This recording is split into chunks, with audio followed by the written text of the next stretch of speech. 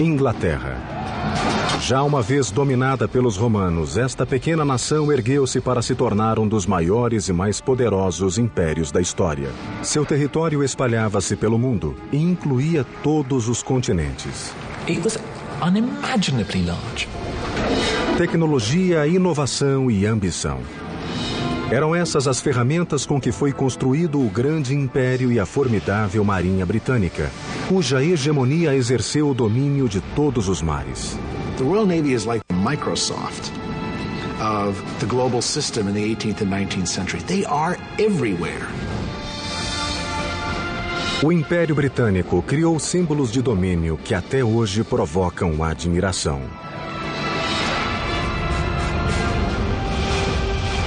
Mas as bases do Império foram erguidas com muito sangue derramado e incansável busca de conquistas.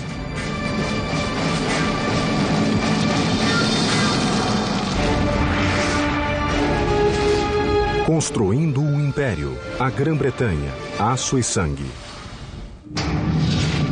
410 depois de Cristo.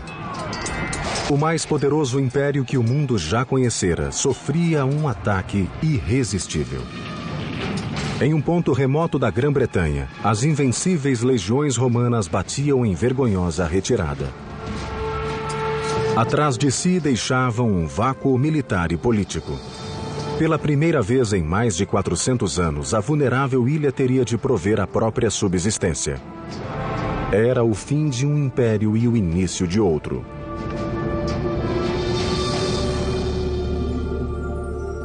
The sun never sets on the British Empire. I've heard those words all my life, ever since I was a kid, even though I've never lived in England, and that empire is long gone. Hello, I'm Peter Weller. At its height, the British Empire covered almost a quarter of the Earth's land mass, some 14 million square miles, and if you think about that, that's just staggering. But how did an island, if you will, in the middle of the North Atlantic come to be such a behemoth empire? Well, in the early 400s AD, when those Roman citizens were fleeing in the face of an onslaught of Vikings and Jutes and Angles and Saxons, some of those marauding and plundering people decided to stay. Maybe they liked the temperate climate. And after several centuries, they'd organized and developed themselves into somewhat of an Anglo or English identity. But with the death of the last true Saxon king, Edward the Confessor, the door was open for another people to step in, the Normans, who were essentially descendants of the Vikings living in northern France. And at the Battle of Hastings in 1066, the Normans did that very thing. They took England under the leadership of a man named William, who we call today William the Conqueror. Grande e ambicioso guerreiro, nada poderia impedi-lo de se tornar rei da Inglaterra. To conquer another country like England, you couldn't really be a sort of touchy-feely kind of person. You had to be a very strong leader, and that's what he was. He was a brutal man. Em 1066, Guilherme agiu. Reuniu um exército de normandos e invadiu as praias da ilha. Durante longas horas, seus homens fustigaram o exército do rei Haroldo perto da cidade de Hastings. No fim do dia, com uma única batalha, Guilherme havia conquistado a Inglaterra. A seguir, trataria de imitar os romanos e iniciaria a construção de uma série de edifícios que transformariam a paisagem inglesa. He imposes himself on England and he builds these castles around the country. Now we look at castles and we think, don't they look nice? A Norman castle is not nice. It was big, it towered over your town, and it was a reminder to say that you are under us now. And of course the biggest one he builds is the Tower of London. Guilherme desejava uma fortaleza intimidante. Escolheu um ponto na margem do Tâmisa, onde havia ruínas romanas. Para a nova torre, ele as utilizaria como fundações e como lembrança do legado romano de poder e glória. O complexo incluiria uma muralha defensiva que cercava a imponente torre de mais de 30 metros. Seria a maior fortaleza de Londres. So it's really built to scare everyone off and to say, you know, this country is mine, I'm not going anywhere, I'm staying, and don't think that anyone can get rid of me. Of course, the people they use to build it are the locals who have to do it, so they use them effectively as slave labor.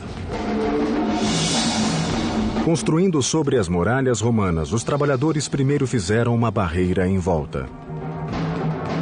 Na ala norte e sul, onde não havia fundações romanas, escavaram valas e ergueram uma paliçada de madeira como barricada. A seguir, começaram a trabalhar na torre em si. Durante 700 anos, a Inglaterra se apoiara em construções de madeira. Agora, Guilherme traria de volta a grandiosidade das técnicas de engenharia romana. Primeiro, Guilherme mandou construir a Torre de Pedra. Como não confiava no material local, importou o melhor calcário da França. Os engenheiros incorporaram arcos e abóbadas na estrutura que suportariam bem a torre. Dentro da majestosa catedral, os trabalhadores ergueram várias abóbadas interligadas entre si, o que permitiu que o edifício se apoiasse em 4 pilastras. As janelas também ganharam maior espaço para iluminar o grandioso interior. It was a great feat for that time because the English were used to building in wood, so I think it was rather miraculous for them to see this enormous structure go up. It was really impregnable. I mean, the walls were tremendously thick and there were just little slits to look out from. O austero castelo servia de residência real, fortaleza e prisão.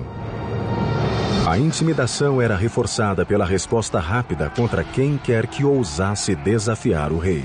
You get armed men, and they go up and they land on your doorstep. They will drive you out of your home. They will burn your home down. They will burn your crops, so you've got nothing to live on. And a lot of killing, of course. A torre estava quase pronta em 1087, quando Guilherme morreu, pondo fim a 21 anos de um reinado agitado. A imponente fortaleza ficou como lembrança de seu poder e tirania até os dias de hoje. Uma série de reis normandos sucederam a Guilherme e continuaram as obras no complexo. Mas somente 400 anos depois é que a torre teria sua mais sinistra fase. O rei que a iniciou, porém, não era normando. Nascera da tradicional família inglesa Tudor e se tornaria um dos mais cruéis governantes da história da Inglaterra. Seu nome era Henrique VIII. O apetite de Henrique era lendário, quer por comida, quer por mulheres, quer por poder. Ele também queria um filho que um dia herdaria a coroa. The best way to fulfill your duty and your destiny as a king is to produce a safe line of male heirs. And if you look at the portraits of Tudor gentlemen, they're standing with their legs apart and their hands on their hips with these big codpieces. That is not by accident. That is saying, I am virile. Look at me, I can produce families. So son is a sign of manhood. Quando a primeira esposa, Catarina de Aragão, não lhe deu um herdeiro, Henrique voltou-se para uma das damas de honra, a atraente Ana Bolena. He falls absolutely hopelessly in both in love and in lust with Anne Boleyn, because Anne is a very, very sexy lady, and she knows it. There's only one problem. How do you get rid of your wife? Apart from murdering her, of course. And the answer is, you've got to divorce her. Quando o Papa recusou-se a dar o divórcio ao rei, este teve um acesso de raiva. Se não podia controlar o Papa, ele simplesmente o substituiria. E rompeu de imediato todos os laços com Roma, declarando-se chefe da nova igreja anglicana. Henrique agora tinha poder absoluto em seu reino. Divorciou-se de Catarina e coroou Ana rainha. Mas quando ela também não pôde lhe dar um herdeiro, acusou-a diretamente de adultério. The case is made as damaging as it's possible to be, that she's not just having one affair, that she's having a string of affairs, that there are sort of orgies going on in the palace, and Henry is only too ready to believe a lot of this. Henrique mandou prendê-la na Torre de Londres, que aumentara bastante. O complexo agora se estendia por mais de 7 hectares e tornara-se impenetrável. A paliçada, além de crescer, fora substituída por espessa muralha de pedra. Uma série de torres reforçava a sensação de solidez e austeridade. A muralha externa escondia outra, mais baixa e mais espessa. Um fosso profundo e cheio de água fora escavado ao longo do perímetro. Com essas defesas, a fortaleza tornara-se virtualmente inexpugnável. Sob o tacão de ferro de Henrique, a fortaleza tornou-se palco de violência e crueldade. Era um calabouço e teatro de execução de seus inúmeros inimigos. Ali, Ana Bolena aguardou seu triste destino: a decapitação. Axe executions were actually really nasty because it was not uncommon for the axe not to finish the job in one blow. What he does with Anne Boleyn, he says, "For you, darling, nothing but the best." Instead of having her beheaded with an axe, he's going to have her beheaded nice and neatly with a sword. A 19 de maio de 1536, Ana Bolena foi conduzida ao pátio da torre. Com um ágil e único golpe, o problema de Henrique foi resolvido.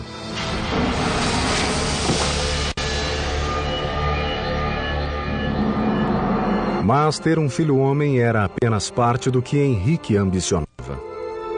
Desde o começo de seu reinado, ele sonhava com a glória de transformar a Inglaterra em um esplendoroso império.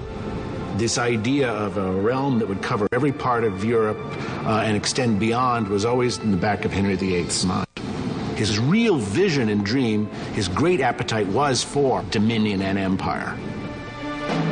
Mas o caminho para o império tinha dois obstáculos: França e Espanha, as superpotências da Europa. Para atacá-las, teria de encher o mar de verdadeiras armas de guerra flutuantes.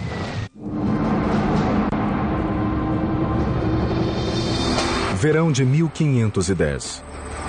Um exército de trabalhadores devassou as florestas recolhendo material para a colossal tarefa de fazer da Inglaterra um império. Antes de conquistar terras, Henrique teria de conquistar o mar. E mudou radicalmente a estratégia de guerra, transformando os navios em armas mortíferas. He is the one who first begins putting heavy guns on ships. To put these large siege warfare type guns, ship-cracking guns, some of them weighing almost a ton, on shipboard that could be used to batter your enemy into submission. Grandes canhões exigiam grandes navios. Henrique ordenou aos engenheiros navais que projetassem uma frota imbatível. Da frota, a nau Capitânia era um dos primeiros vasos de guerra do mundo. Chamava-se Mary Rose. The Mary Rose really epitomizes the mentality of naval planners of that age. Get as many guns pointing as many directions on shipboard as you possibly can. And that's what the Mary Rose is set to become, a gun platform. O Mary Rose introduziu um moderno avanço bélico: as portinholas. Eram orifícios nos costados do navio com janelinhas que podiam se fechar. Isso permitia que os canhões se posicionassem e disparassem através do costado. Desse modo, os decks foram dedicados somente à potência de fogo dos artilheiros. A combinação fez do Mary Rose uma máquina de destruição. This was a major revolution, really, in ship design, of which the Mary Rose was sort of very beginning. Em meados do século XVI, a marcha da Inglaterra rumo à supremacia naval prosseguia rapidamente. Mas Henrique deparou-se com um problema. Armar os navios com canhões de bronze depressa esgotaria os recursos do tesouro inglês. He's got to find other ways to produce the kinds of, heavy artillery, which can help his armies and his navy fight effectively, but at a lower cost. And the cast iron gun's the perfect solution. The cast iron gun runs less than a fifth of the cost of a bronze one.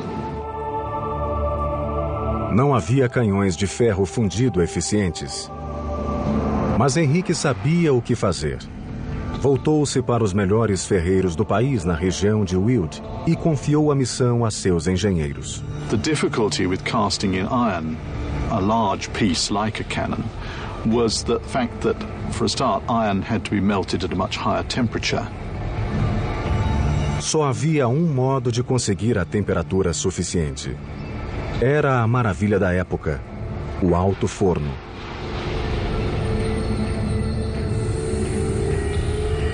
Primeiro, os homens despejavam lascas de madeira e minério de ferro pela boca de um grande forno de pedra.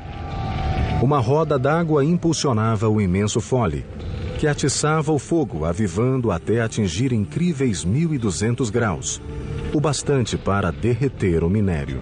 A seguir, abria um tampão na base do forno.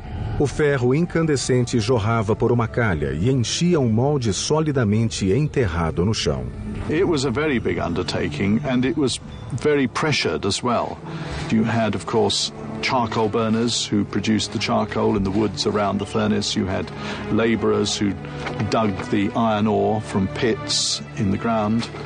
You had teams of labourers bringing wagon loads of ore and charcoal to the furnace. Nos séculos que se seguiram, os canhões de Weald foram a inveja e o terror dos demais países europeus. The transformation is tremendous.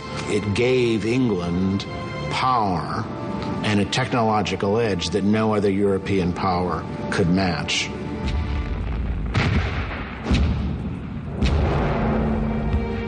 Em 30 anos, Henrique transformara sua frota em potência. Mas não viveria para ver realizado seu sonho de conquistar a Europa. Colossalmente obeso, seu apetite sem limites acabou por matá-lo. Morreu em 1547, deixando um legado de crueldade e inovações até hoje lembradas e cantadas.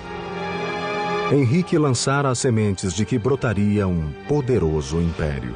And Henry lays the foundations all right by building a navy, by building this notion of Britain as forming an empire, an imperial presence in the world.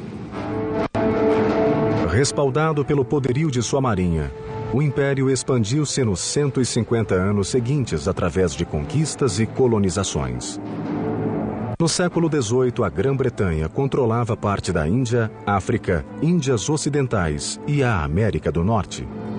Mas duas grandes ameaças ao florescente império pairavam no ar. E o rei que as combateria, Jorge III, também combateria os próprios demônios. It's always talked about as his madness. It was a physical illness that he had, but the effect was that it affected his brain. Jorge começou a dar sinais de insanidade em 1788, 7 anos após uma derrota desmoralizante. Um punhado de homens havia derrotado os invencíveis britânicos na guerra pela independência. Tratava-se dos americanos. When the British troops leave Yorktown, when they surrender, they play this tune, "The World Turned Upside Down," and that is really how it seems. The world has turned upside down. The world's gone mad. When rebels win. Durante a década seguinte, o mundo de Jorge foi se fechando sobre ele. Em 1804, outra ameaça veio atormentar o rei, levando o Império de Roldão. O imperador francês Napoleão Bonaparte. No início do século XIX, o tirânico conquistador havia tomado a Europa. A Inglaterra era o último obstáculo para o domínio continental. He was as large a threat as the Nazis were in the Second World War. He was amassing the forces for an invasion of the British Isles. A Marinha Real Britânica tornara-se soberana dos mares. Em 1805, ela enfrentou a ameaça napoleônica de peito aberto na famosa Batalha de Trafalgar. Com excelente técnica naval e os mais avançados navios da época, a Inglaterra aniquilou a armada francesa e a espanhola somadas. Trafalgar confirms Britain's position as the supreme maritime power, and the British emerge as the unsurpassed masters of those naval technologies. Quando Napoleão sofreu sua grande derrota em 1815, Jorge III achava-se mergulhado na insanidade, sendo rei apenas figurativo. His mind has completely gone. His eyesight goes as well, and he wanders up and down the corridors of Windsor Castle, has to be fed like a baby. Long beard, long hair, no idea what day it is. It's just very sad. Nessa época, a Inglaterra crescia rapidamente como superpotência devido à excelência de sua engenharia naval. Mas seria outro setor técnico que levaria o Império Britânico para o domínio global. O século XIX entrava em um período de descobertas nunca visto desde a época romana.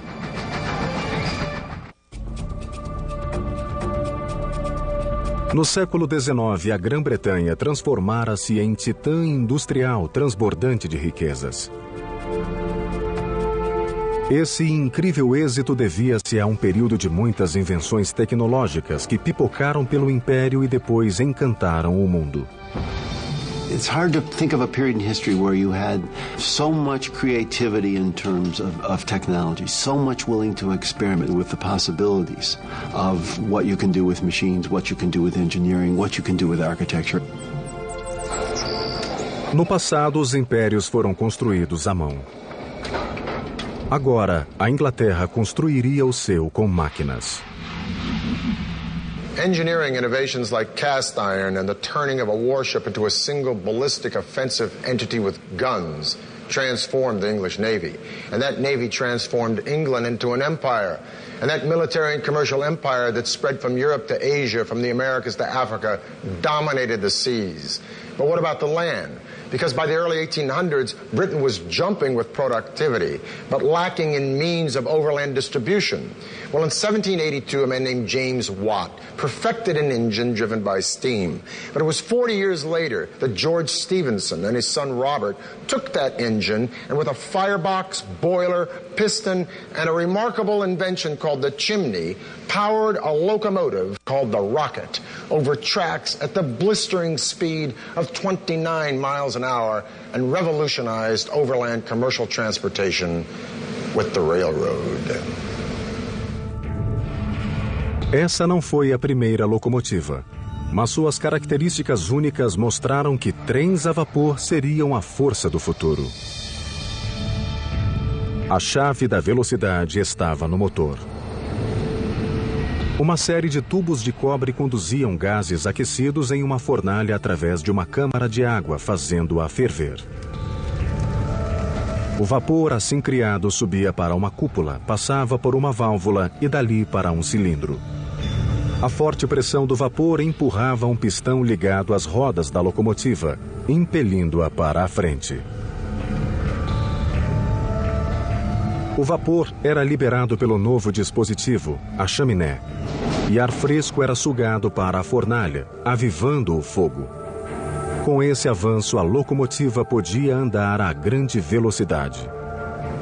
Of all the locomotives that were imagined at the time, it's the one that looks the most like a locomotive will. I mean, it's going to be improved in innumerable ways, but that basic machine is the one that emerges as a locomotive for the next century.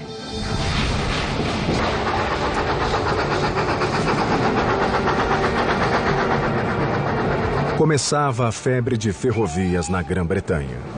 Em 1833, um brilhante engenheiro ganhou fama quando entrou na corrida das ferrovias.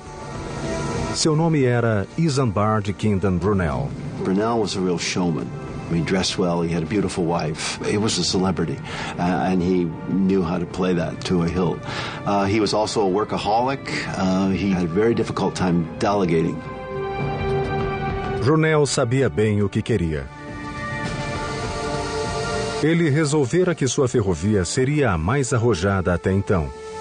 Uma rede intrincada de ramais ligando toda a Inglaterra. E batizou-a de Ferrovia Great Western. Seria a mais rápida que o mundo já vira. He wanted a track which was on a very, very shallow gradient so that the trains would be able to travel that much faster. Maior velocidade significava atravessar montanhas em vez de contorná-las. A engenharia criou outra maravilha, hoje conhecida como túnel ferroviário. It was necessary, essentially, to chisel through rock, and the length of the tunnel was something like 1 3/4 miles, which was really astonishing for this time. That's a really serious tunnel, even by today's standards. Brunel reuniu centenas de trabalhadores irlandeses para cavar o túnel. Começaram abrindo poços na crista da colina. Usavam pólvora para abri-los. A seguir, os homens eram baixados em cestos até a base, onde faziam a escavação com ferramentas manuais. Cavalos acionavam cabrestantes que içavam o material para o cume. It was a slow, painful and sometimes quite a dangerous process, of course. And there were fatalities on the box tunnel during its construction. Lots of dust, lots of grime, and when the explosions were going off, the risk of flying rock. Após 4 anos de trabalho em que pereceram mais de 100 pessoas, o túnel estava pronto. A Great Western foi inaugurada em 1841. Até hoje, os trens passam por esse túnel. A febre de ferrovias que Brunel ajudara a se espalhar tomou conta de todo o império, reforçando e apertando os laços do poderio inglês. Railways in the middle of the 19th century, first in England and then wherever they spread, they're sources of just incredible wonder. They're big, they're loud, they're dirty, and they're just power, and they represent speed, they represent the conquest of space and time. They're literally awesome machines.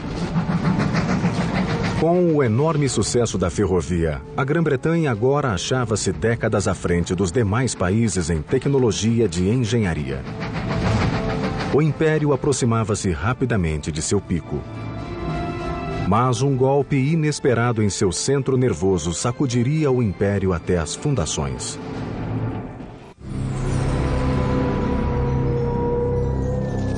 Outubro de 1834. Na escuridão da noite londrina, um fogo violento graçou no próprio coração do Império Britânico, o Palácio de Westminster. Por séculos, esse complexo de edifícios vinha sendo o centro de comando do poderio britânico e um símbolo inegável de sua força. Agora, enquanto as chamas transformavam o palácio em um inferno enraivecido, milhares de pessoas observavam a destruição, tomadas de horror, imaginando o que seria de seu mundo. The fire of 1834 had dealt a devastating blow to the political nerve center of the British Empire. Westminster Palace had stood in some form or another since the late 11th century during the time of William the Conqueror. And now these ruins had the British people wondering, would Parliament ever meet again in this place? Would Parliament ever rise and vote again in these magnificent buildings that had given birth to the modern political process? Well, a royal commission was appointed to decide this very thing, and the royal commission decided, yes, Parliament would be reconstructed in this place. But now a more difficult question came up. What would these buildings look like? Would they be neo-Gothic, French, Italian, or English? Or would they be the perpendicular style of Elizabethan Tudor or English Renaissance? A sort of a civic war happened for 2 years until 1836. The Royal Commission, over 97 proposals, chose the plan of a man named Charles Barry, who was a fan of the Italian Renaissance, but he combined those elements with Neo-Gothic, and he gave us this, the Houses of Parliament we have today. Sort of a mishmash of styles, but a stunning mishmash nonetheless.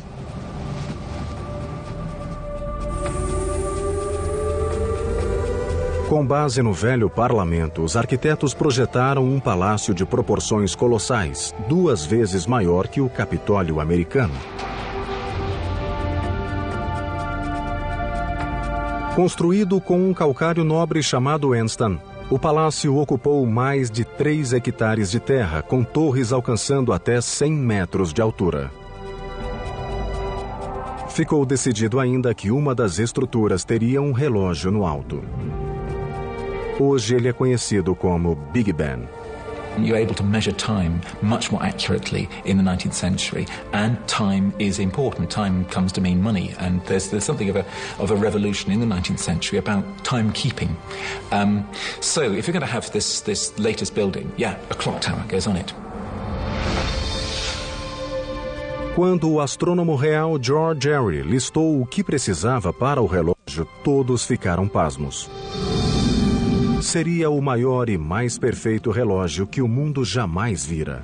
Now, Airy's demands for excellence were fairly rigorous. For instance, one of his requirements was that the clock be accurate to within 1 second every 24-hour period. And furthermore, that the accuracy reports of this clock be telegraphed on down the River Thames to the Greenwich Observatory twice a day.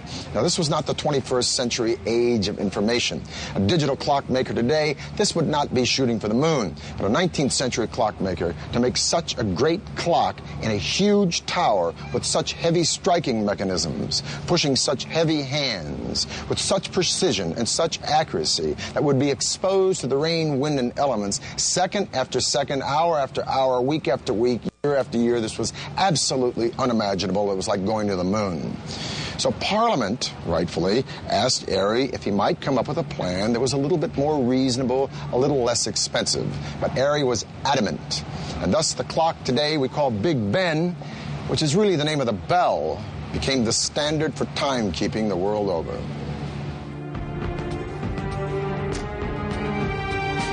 Curiosamente, foi um relojoeiro amador de nome Edmund Dennison que projetou o famoso relógio, enquanto muitos profissionais falharam na tentativa de obter a perfeita precisão. Tal como outros relógios desse tipo, o Big Ben funcionaria com pesos, engrenagens e um pêndulo. Ao mesmo tempo, o desenho incluía um dispositivo novo, que protegeria o pêndulo das intempéries. 2 braços de metal controlavam uma roda de 3 raios. A cada movimento do pêndulo, um dos braços se abria, permitindo que a roda girasse. Isso regulava o movimento do relógio.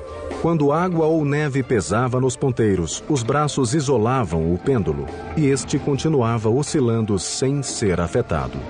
Para checar a precisão do relógio, os cronometristas simplesmente punham a mão no bolso. Pennies are used as part of its regulating its accuracy. By adding or taking away one of these old pennies from the pendulum, the clock can actually gain or lose 2/5 of a second in 24 hours. Com esse simples, mas inventivo método, o relógio ganhou fama como maravilha de precisão e pontualidade. The clock tower over the Parliament at the centre of the empire has a peculiarly powerful symbolic importance. It's as if time itself is governed by the British. Uma série de sinos informava os tempos secundários, e um enorme sino central tocava a hora. Um fundidor chamado George Mears produziu o sino dentro das especificações de Dennison. E assim nasceu o Big Ben, pesando nada menos que 13 toneladas. A multidão encheu as ruas de Londres e aplaudiu quando o Big Ben chegou à torre, terminada em 1858. Desde então, ele alegra a capital com seu som inconfundível. London grew as a city tremendously. It was really the first large-scale conurbation in the world.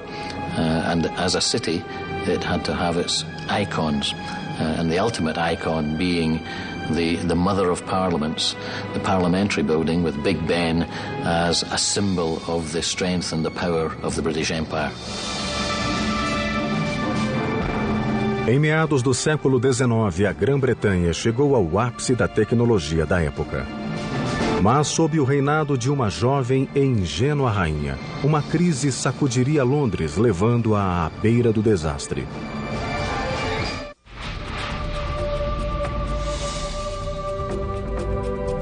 Em 1837, uma adolescente assumiu o trono da maior potência do mundo. Sua ascensão ao poder causou comoção em todo o país. Súditos e ministros consideravam-na mimada, impulsiva e despreparada para governar. Era ela a Rainha Vitória. She was only 18 when she came to the throne, and she'd had a very, very difficult first couple of years on the throne, and in fact was very unpopular.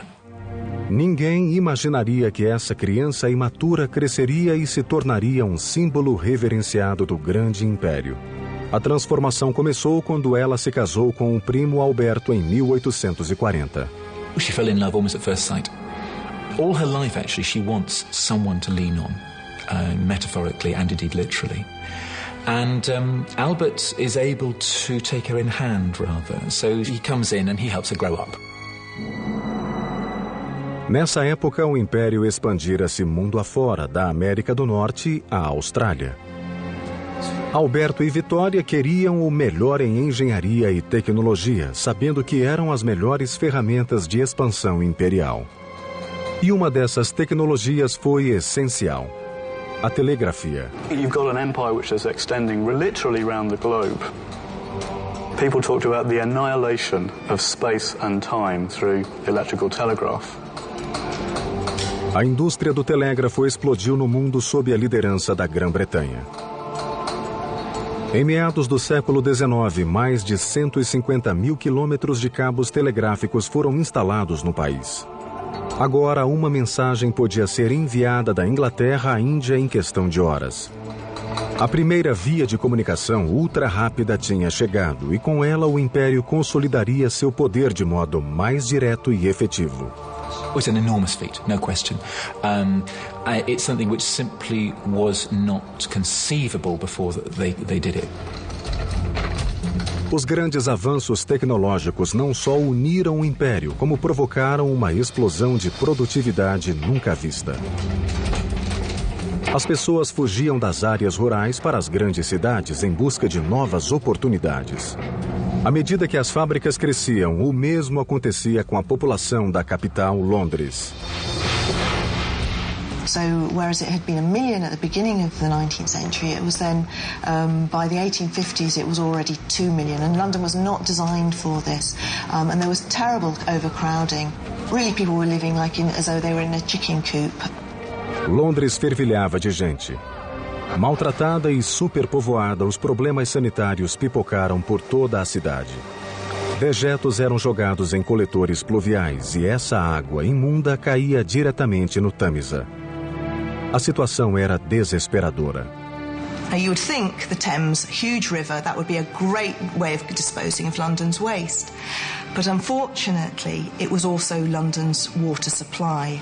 So the waste of 2 million Londoners was being shunted into the Thames, and then Londoners were actually drinking this. 1848.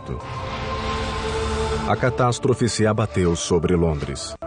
Uma epidemia de cólera devastou a cidade, matando mais de 14 mil pessoas. 3 anos depois, outra epidemia apareceu, ceifando mais de 10 mil vidas. Os cemitérios transbordavam. A cidade mais avançada do mundo enfrentava um terror somente igualado na Idade Média, com a peste negra.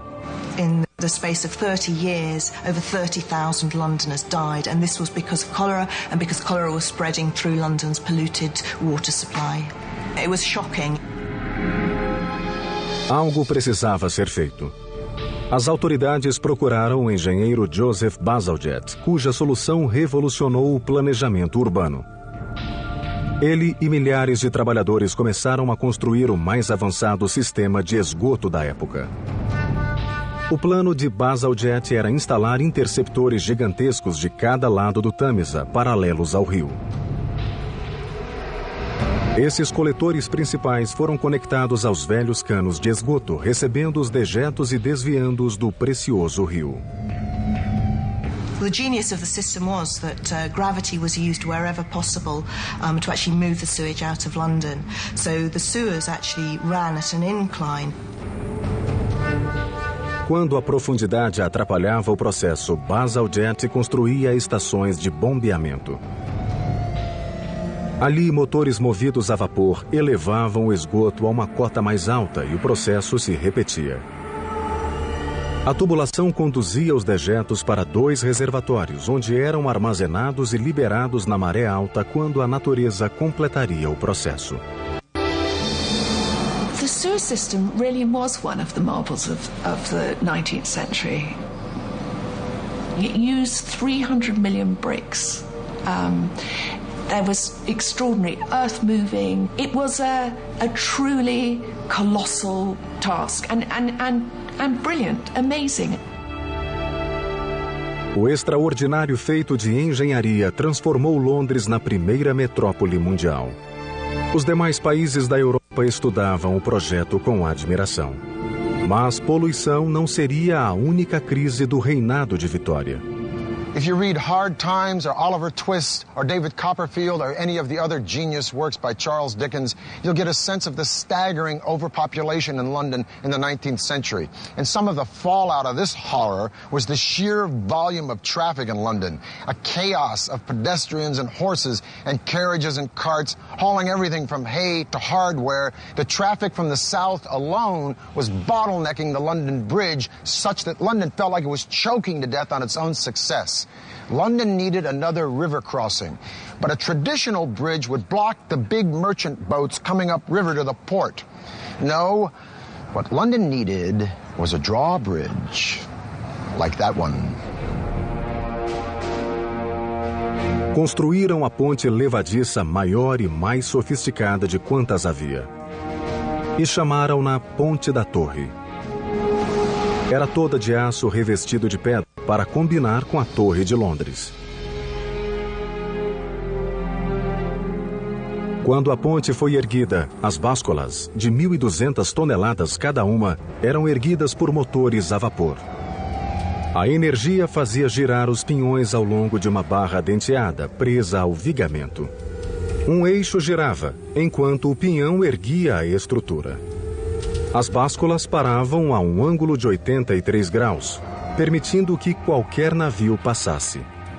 The rising of the bridge only took 1 minute to raise it, so it was an incredible feat of engineering. 400 homens levaram 8 anos para construir a Ponte da Torre. Hoje ela é uma das pontes mais conhecidas do mundo. Embora tivesse sido o grande mentor dessas obras, Alberto não viveu para vê-las prontas. Morreu em 1861, deixando Vitória inconsolável. Queen Victoria fell into grief the like you have never seen. Por quase 10 anos, Vitória isolou-se de tudo e de todos. Quando finalmente voltou à vida pública, a rainha surgiu forte e poderosa, dona de si como nunca fora. A adolescente imatura tornara-se uma verdadeira rainha moderna e ocupou bem seu lugar de líder do Império Britânico. All over the world, statues to Victoria are erected. There are massive celebrations all over the world, and in many cases, those celebrations are joined by the colonized peoples. She becomes a figure of affection. Vitória tornou-se símbolo do esplendor e poder do Império. Seu reinado marcaria o auge do poder britânico no mundo. O Império agora tinha possessões em cada continente e governava mais de 400 milhões de pessoas. Nenhum país pôde rivalizar com tal poder. O mundo não veria outro império desse tamanho. Queen Victoria died in 1901, at the dawn of the 20th century. She'd presided over a realm as large, as optimistic, confident, and as innovative as any in history. The British Empire had dragged mankind smashing into the modern age with mass production, rapid transit and communication. The world would never be the same. Every single country and culture on this planet today has benefited in some way or another from British vision and imagination. The sun may have finally set on the British Empire, but regarding the miracles of the modern age, the sun never burned brighter. For the History Channel, I'm Peter Weller.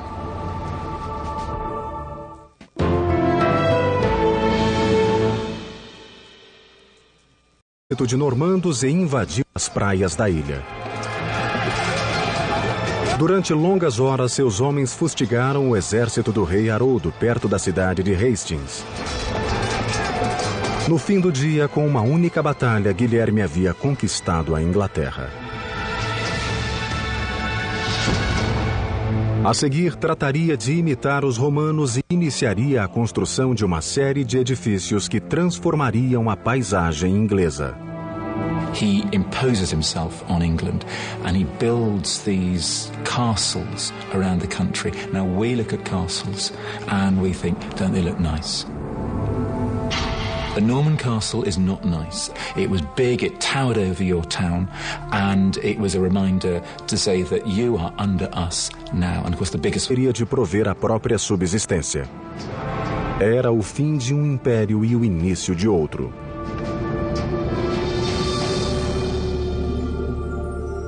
The sun never sets on the British Empire.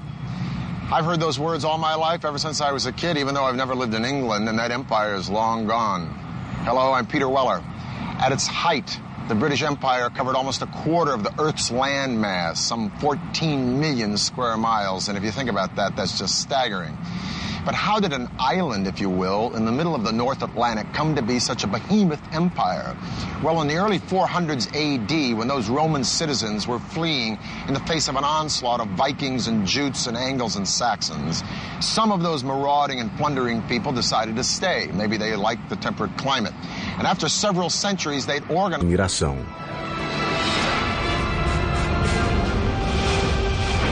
Mas as bases do Império foram erguidas com muito sangue derramado e incansável busca de conquistas.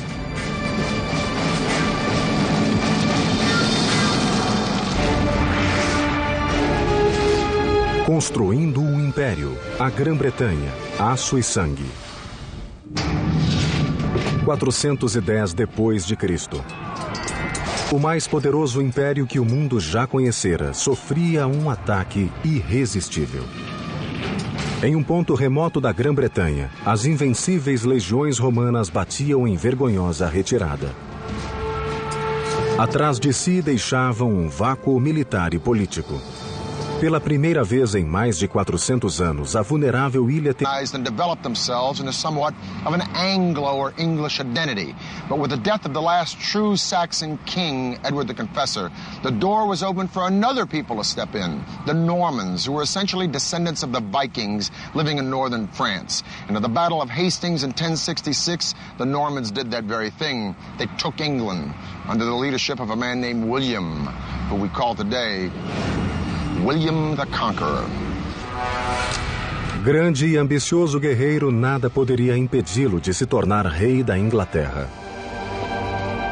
To conquer another country like England, you couldn't really be a sort of touchy-feely kind of person. You had to be a very strong leader, and that's what he was.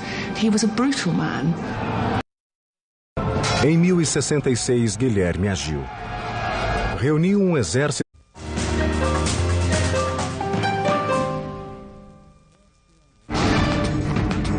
Inglaterra.